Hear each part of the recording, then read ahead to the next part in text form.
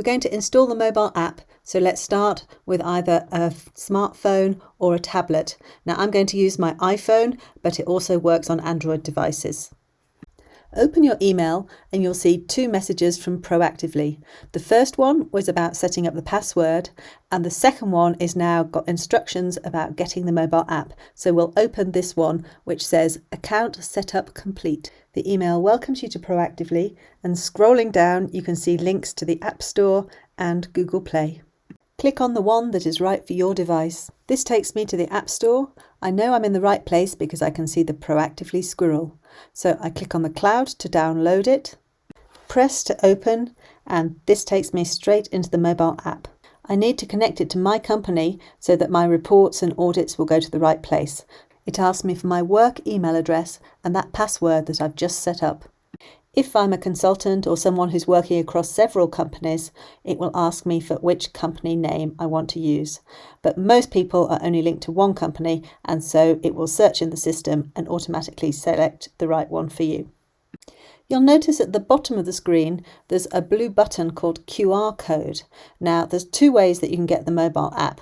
The first is with an email and password as a registered user, and that's what we're doing at the moment.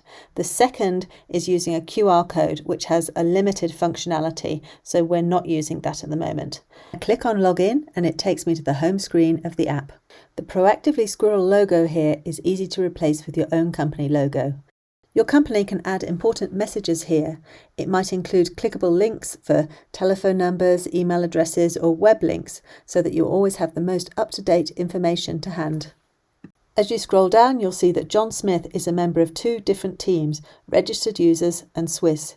Each will have different forms, so you have to select the team that you want to use. I've clicked on Registered Users, and now it gives me the forms that are available for this team. I've just seen something that could be dangerous, so I click on Hazard Report to tell someone about it. In the next video, we'll look at filling in this form. At the bottom is the Messages tab. Click this to read any feedback from your manager. There's nothing in this at the moment because it's a brand new setup. Top right is the settings cog in the Apple phone, or there's the three-line burger in the Android device, and this is where you can log out or refresh your forms.